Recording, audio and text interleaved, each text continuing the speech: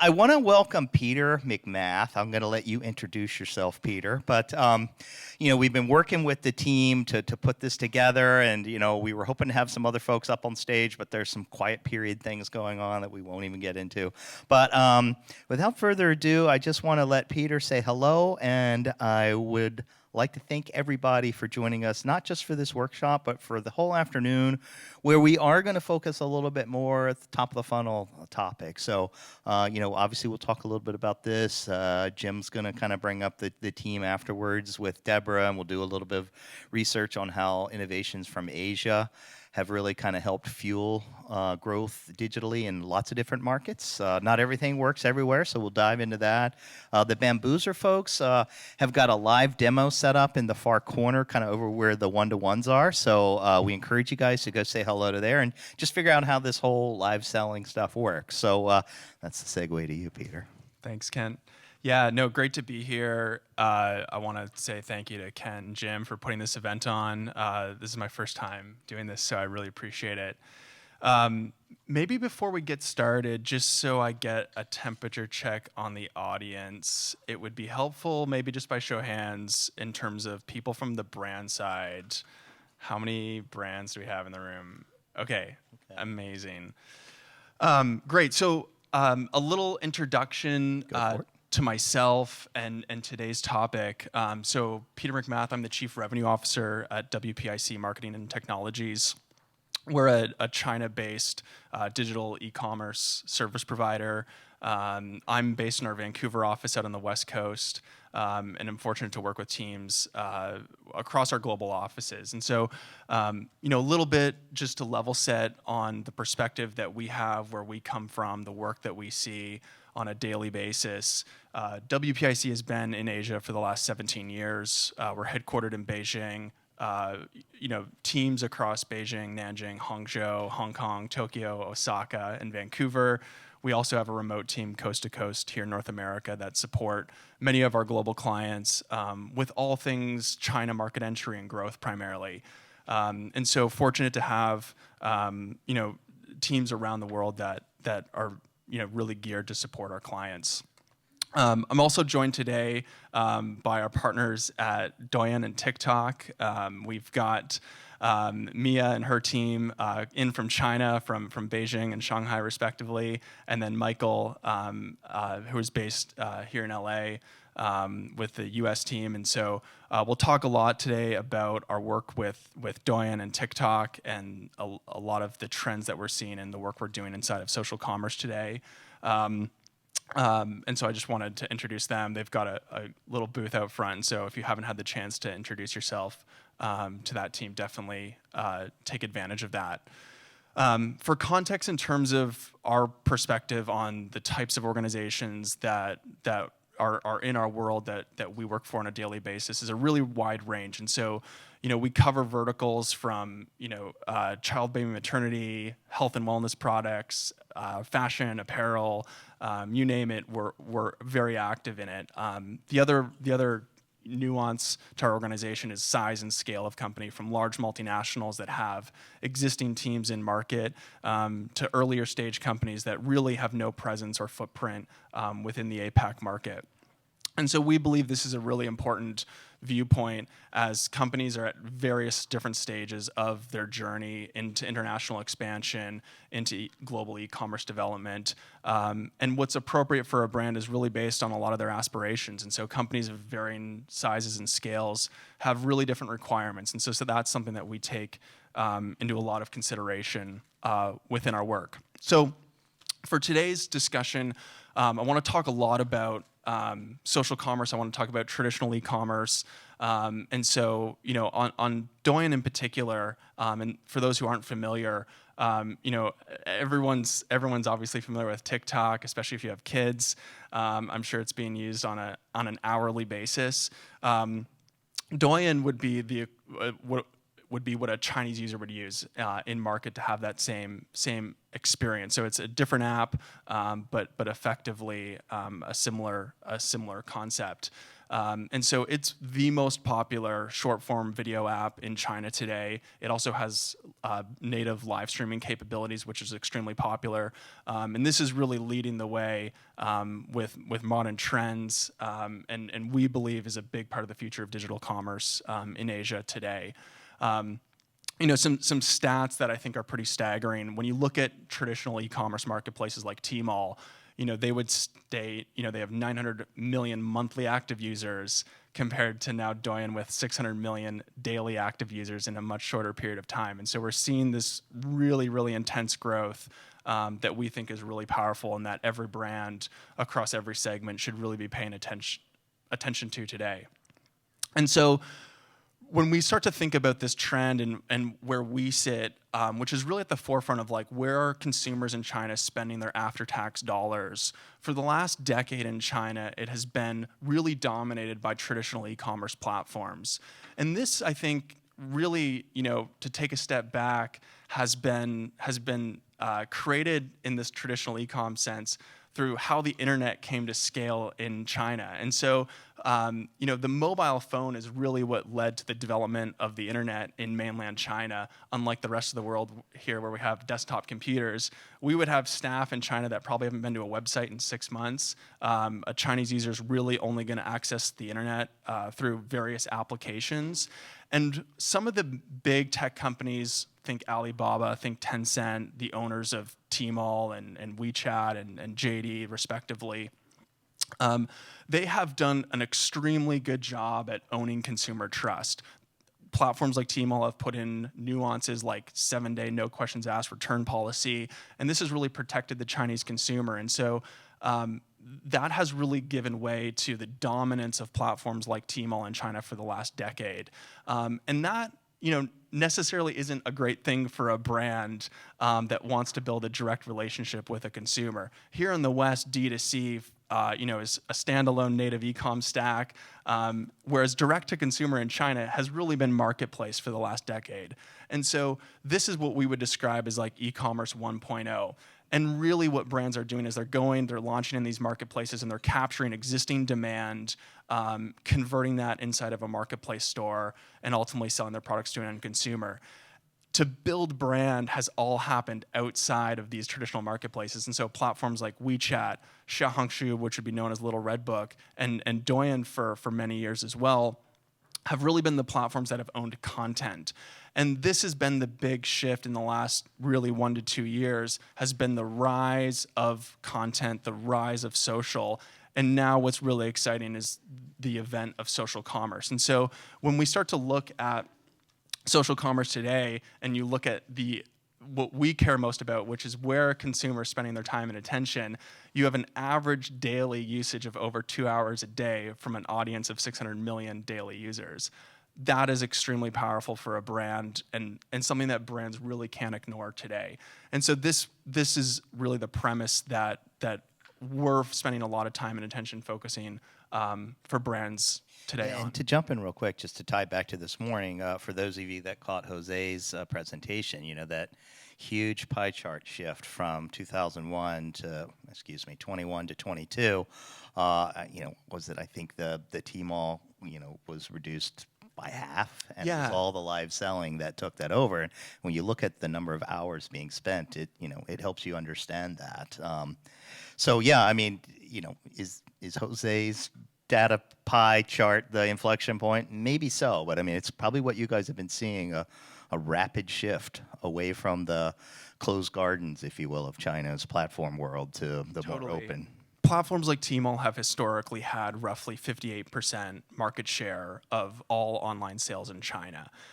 When you look at categories like food and beverage, that's a $271 billion a year category inside of mainland China, of which one marketplace owns 58% of that. The shift in this has been a diversification of consumer spending. Platforms like JD and their logistics networks have done an amazing job to start to pull customers away with same day, same hour delivery, basically. And now platforms like Douyin And you can see with the simple graph there, the dominance of where brands are now publishing content, because they recognize that companies are now content companies. They should become media companies, because that's where the consumer's time and attention is. And so I think the proof is in the pudding when we're seeing year-over-year growth of over 3x on transactions inside of Douyin. It's really the proof that consumers are now starting to trust and starting to spend in other areas outside Yeah, of and like Tmall. Jenna said this morning, marketing and entertainment company that happens to sell shoes. So, Totally. Nick was talking about that at the end. Think content creation. That's what you should be thinking. Yeah, and so these are and we get asked a lot of like, well, who does this affect? You can see the ranking of the most popular industries inside of these platforms. We're really touching every segment of where a consumer is spending their after-tax dollars. The obvious ones like beauty, personal care, apparel are so dominant. There's so many great opportunities for brands to connect with consumers ultimately through content and build meaningful relationships. And so we like to describe this trend, and our partners at Douyin have really done a great job of coining this as interest-based e-commerce today. And we view this as now the leading path for brands to be able to connect with a consumer in China with much lower infrastructure. If you think back to setting up your first e-com stack to sell a product online, I mean, the dollars that were spent was a massive investment. That's scaled down with obviously now like Shopify and all these great technologies that have made e-commerce much simpler. We see this as another step forward to reduce the barrier of entry for a brand to start to transact directly to a consumer, where we can simply launch single app, reach massive audience, list product, transact that product without a lot of overhead and without a lot of infrastructure. And so ultimately what this is bringing way to is a higher ROAS for a brand, closer to connection to the consumer. And that's a really, really powerful thing. What this then opens up is the question of how, right? When we're talking to brands that are looking to grow inside of this market or enter it for the first time, most CFOs say to me, hey, there's like 3 things we care about. The first is like, how much money can we make? The second is, how much is it going to cost us? And the third is, how are we going to do it? And the how are we going to do it is ultimately the hardest part of that. And the how is about appropriate localization is what we would describe.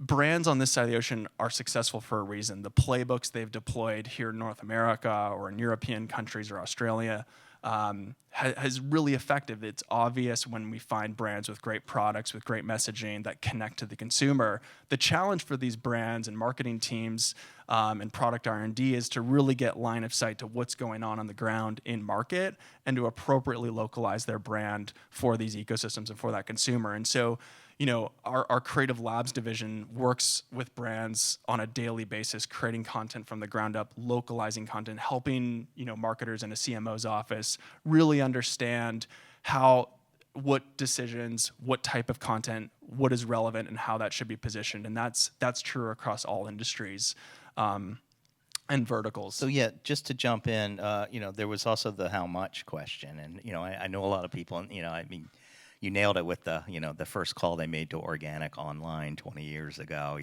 There was a big price tag, and those guys were just the interactive agencies. That was before the stacks were even available, arguably. Can you give us any kind of feedback or frameworks on the cost side of things? Yeah, look, framework and cost is really related to what is it that a brand wants to do, right? And so I think understanding a brand's aspirations for how do we define success? Is it by GMV? Is it revenue? Is it engagement? Is it what is the metric that we want to define success? Is really going to dictate the infrastructure, the framework, the platforms that are going to be necessary to achieve that. What's so exciting about TikTok and Douyin inside of China is those numbers are coming way down and really diversified, which is ultimately a great thing for a brand to have a much lower cost to entry than some of these more traditional platforms today. Makes sense. And so we've talked a lot about China. Ultimately, a lot of our work spans across the APAC markets. And so, the other big trend here has been looking at a broader APAC footprint. And so, we're seeing this trend not only in China, but throughout Japan, throughout Southeast Asia and other markets. A lot of what we've actively been working on is to enable, especially smaller brands with smaller P&Ls. When we think about, back to the cost question, one of the biggest line items is going to be inventory cost, right, to access these markets. And so when we're able to enable a brand to have a single inventory inside of the market, and then service multiple markets through cross-border fulfillment solutions, that's a really powerful tool, layered on top of then connection to consumer through a lot of these social apps today. And so much of our time is spent, how do we streamline back-end operations for brands? How do we then connect the consumer closer to a decision maker here in the West that's ultimately in control of brand and marketing decisions? And then how do we pull all of those things together under one roof and have a lot of clarity and really bring the control back to where P&Ls are ultimately governed? So look, I want to open this session up. I know we're coming up to the 10-minute mark here, to some Q&A and hopefully allow people to ask some questions. We've just spent the week here with TikTok and the China team, and really articulating, the infrastructure, the path, the tool set that brands have access to now today to be able to launch inside of that ecosystem, to get access to data to make better marketing decisions, better campaign decisions, improve ROAS inside of that market. And so, happy to. I know we've covered a lot of ground here, but. Yeah, and again, any questions, any thoughts, even for the team and from, non-related to any of this, just how are things at home, any of those questions are fine. Yes, well, and if you guys could just kind of wait till you get the mic to say the question, then I don't have to repeat it and mess it up, so. Hi. So as soon as I get it all figured out, the AV. All right, so burning question. So for a lot of brands, Tmall is still the first place to go, right? Because the amount of transactions and so on. So would you recommend Douyin is the second platform you should launch, except not really JD? And that being said, Douyin obviously have a lot of engagement, but we all know that it does not necessarily translate to conversion on Tmall because the platforms, they're not really communicating and also stopping you from really direct communicating. So what's your recommendation there? So for a lot of brand situation is they're already on Tmall, so that needs to be successful. And then obviously Douyin is to build top. And how can you, actually build that bridge between Tmall and Douyin and then launch Douyin? Just would love to hear. Yeah, I think I would group that into two different camps. So one camp being for a net new brand that's not yet on Tmall or not yet on any platform. Really what we would want to, I would argue that historically the first step has been Tmall. And what we're really suggesting is that's not necessarily the right first step. An ecosystem of Tmall today is far more competitive today than it was 10 years ago. Even 5 years ago, when a brand first would launch in Tmall, the path to profitability, the path to customer acquisition, the path to be able to rank on a first page for a keyword search was fairly accessible, right? That is far more competitive today. And it's not that it's necessarily not the right first step. I think there's a lot of nuance for, is there existing brand awareness? Are there consumers inside of the platform today that are searching for that brand? And can we capture that and convert that effectively? A lot of brands that are entering Asia or China for the first time likely have little to no brand awareness. And so it's really, really critical for them to be able to be successful inside of Tmall. And by successful, I mean profitable, and not having to pay for every single user and click, to build organic, true consumer demand and capture that interest. Douyin is going to be a far more effective platform, or other social platforms, to be able to achieve that in. Now, for an existing brand that already has that infrastructure set up, this is a question of ROAS and optimization, right? And so, this really goes back to the point on content is king. you're really limited inside of Tmall on the depth and type of content that you can do inside of a product display page.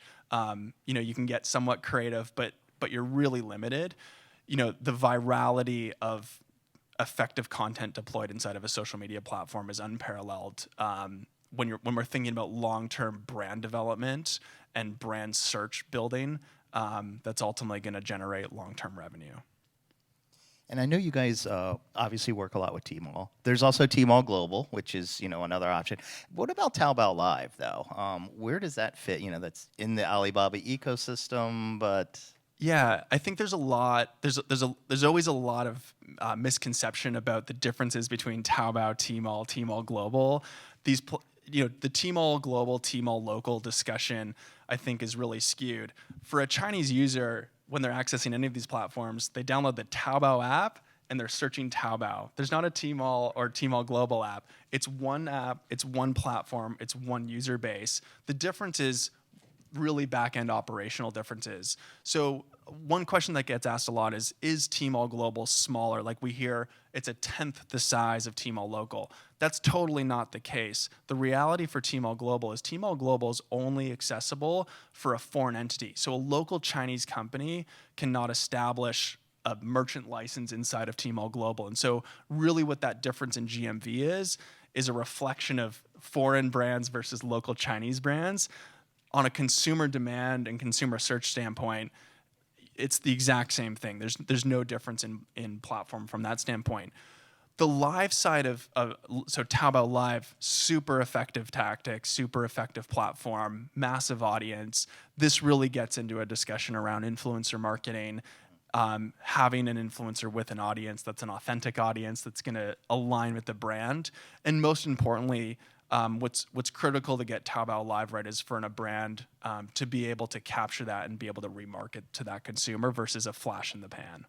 Yeah, and I don't know if Deborah and her team will get into this, but one of the trends that we were covering really right up, and I still think back to our last event in LA before the pandemic.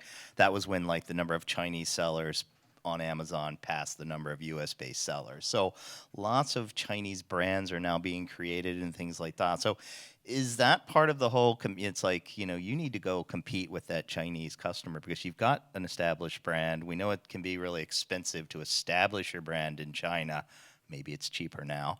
But, is this whole kind of rising Chinese brands, native brands, something that, non-Chinese companies that have, been used to owning the whole kind of brand knowledge side of things, is that a dynamic that people are underappreciating? Totally.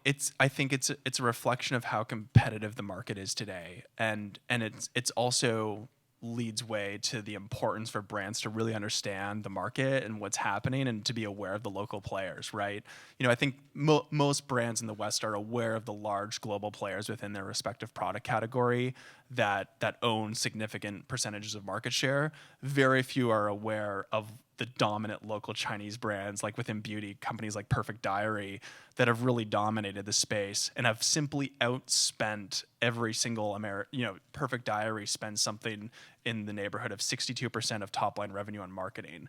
And they have owned the beauty segment inside of China for many, many, many years. And so this is a really important thing for a Western brand to be aware of what they're up against and the level of brand development that's been done by their local Chinese competitors. Some other questions, comments, thoughts? Okay. Well, let's do that. Oh, okay, yeah, go for it. So if nobody asks, I can ask. So it's not 100% related, but what's the view of large global brands? How they take on the C2Cs? The Taobao Daigous, right?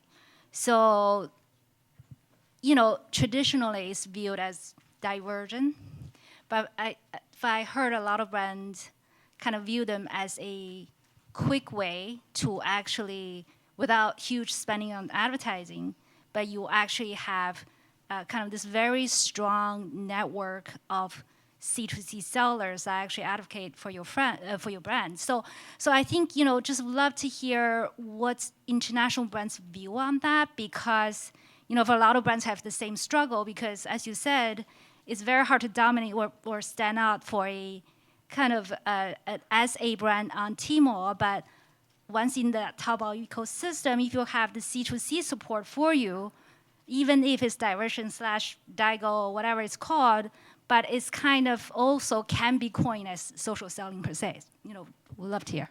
Yeah, the Daigo channels historically have obviously have driven some pretty major numbers for brands, right? The downside to that has been lack of control, lack of pricing integrity.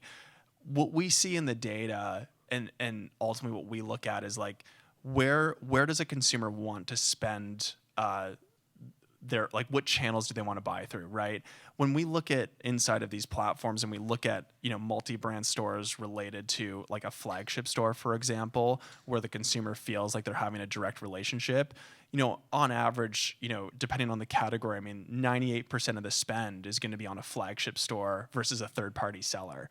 And so with regards to Daigos in particular as a third-party seller, I think that the sentiment that we're hearing from brands is that they want a higher level of control.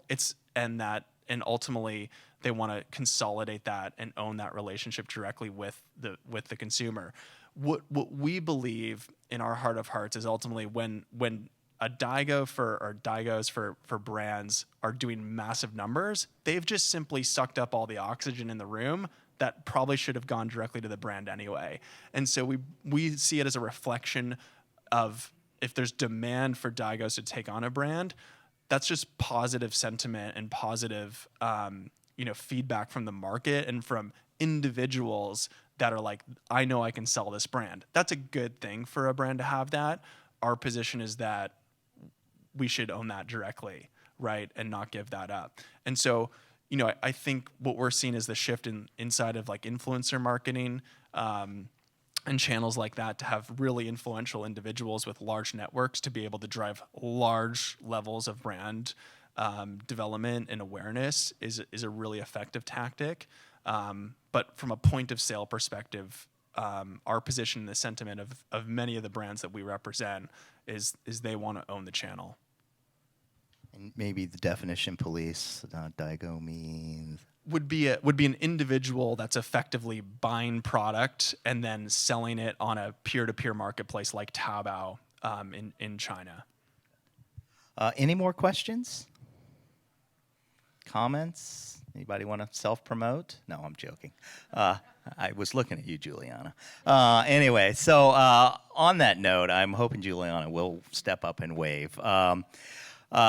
Juliana is kind of joining the GELF team. She was a big part of kind of the Flow team years ago, and she's going to be helping us with our ability to kind of pull the community in and to do more content and to get local ambassadors and things like that. So before I wrap up, I'm giving you guys one last second. Okay. I think, Jim, what we want to do is just go right into the next session. So thank you so much. That was great. Again, conversation starts here. It extends throughout the day. If the team wants to give a wave, they're all out at the booth, and it's great, and we really look forward to kind of building a relationship with the team and kind of getting them to LA next year. So thank you so much. And I was going to say you're one of the longest travelers, but your team kind of crushed They beat me a little bit. Yeah. So thanks again, and I'm going to let Jim come up with some housekeeping and get the afternoon program going.